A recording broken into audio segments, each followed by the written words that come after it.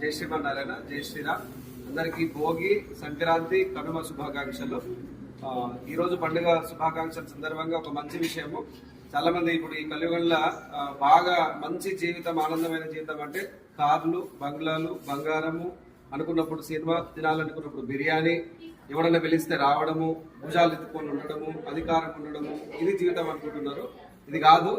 జీవితం అంటే పూరి గుడిసెలో ఉండి పొయ్యి మీద ఇంత పప్పు అన్నం వండుకొని కమ్మగా బయటకు వచ్చి ఎండ కూర్చొని తినడము, ఆ తిన్నప్పుడు వచ్చే ఆనందము కూడా జీవితమే.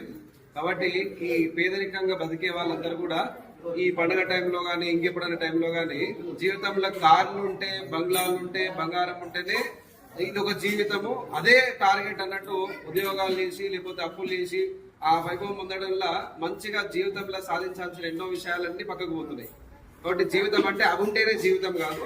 అవి లేని వాళ్ళు ఎవరైతే ఉన్నారో వాళ్ళ కోసం ఈ వీడియో చెప్తున్నా. సంతోషంగా మీకున్నంతలా బతకండి, అప్పులు లేకండి. ఈ సంక్రాంతి పండుగ సందర్భంగా చెప్పే మంచి మాట ఇదే. అప్పులు లేకండి, ఉన్నంతలో పట్టుకోండి, ఉన్నంత కష్టం చేసుకోండి, ఉన్నదాలనే ఆనందం వెతుక్కోండి. ఆనందం ఎప్పటికి ఉంటుంది.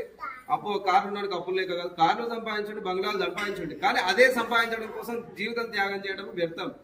కొంచెం కుటుంబంతో సమయం ఏంటి, కుటుంబంతో కూర్చొని అప్పుడప్పుడు మంచిగా ముచ్చట్లు పెట్టండి, భోజనం చేయండి, వారానికి ఒకసారి కలిసి మీ పొలాలు ఉంటే వెళ్ళండి, మీ పెద్దల సమాధులు ఉంటే వెళ్ళండి. అట్లా చిన్న చిన్న ఆనందాలు ఏమున్నాయో అందరు కలిసి ఒక తీర్థయాత్ర పోండి. ఇప్పుడు పండుగ సందర్భం ఈరోజు గోదా కళ్యాణం జరిగింది ఇక్కడ.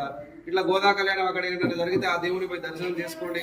లేదా మీ ఊర్లో సంక్రాంతికి గుట్టల దగ్గర దేవుళ్ళకి పూజలు జరుగుతుంటాయి, ఇప్పుడు అక్కడైనా వెళ్ళి దర్శనం చేసుకోండి. చిన్న చిన్న ఆనందాలు మిస్ కాకండి. ఈ కార్లు, ఈ బంగ్లాలే జీవితం కాదు. వాటి కోసం మీరు ఉన్న జీవితాన్ని సంకనాకియదు. కాబట్టి లేని వాళ్ళు మేము లేము, మేము అనవసరంగా ఈ కష్టాలలో పుట్టినామని ఎప్పుడు కూడా నిరుత్సాహపడద్దు. మంచిగా మీకు ఉన్నంతలో బతకండి. అవి ఉంటేనే జీవితం కాదు. చాలా మంది జీవితంలో సాధన చేయొచ్చు, మెడిటేషన్ చేయొచ్చు, ధర్మం చేయొచ్చు, సమాజ సేవ చేయొచ్చు, తల్లని సేవ చేయొచ్చు, గోసేవ చేయొచ్చు, మంచి మంచి మన ఇతిహాసాలు, పురాణాలు చదవచ్చు, రీసెర్చ్ చేయొచ్చు, మన గుళ్ళ దగ్గర పోయి కూర్చొని ప్రశాంతంగా ఎందుకు మనసు ఉందో రీసెర్చ్ చేయొచ్చు.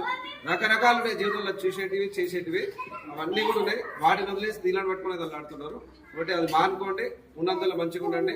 ఈ సంక్రాంతికి గోదాదేవి కళ్యాణ సందర్భంగా ఈ మంచి మాట విని వెంటనే మళ్ళా వీడియోని పక్కన స్కిప్ చేసి ఇంటి దగ్గర పోయి పడుకొని మళ్ళీ వేరే చూడడం కాకుండా విన్నది తలలో పెట్టుకొని మీ ఇంట్లో ఈ విషయాల్ని ఇంప్లిమెంటేషన్ చేయండి. కొంచెం మారుండి. జై శ్రీరామ్.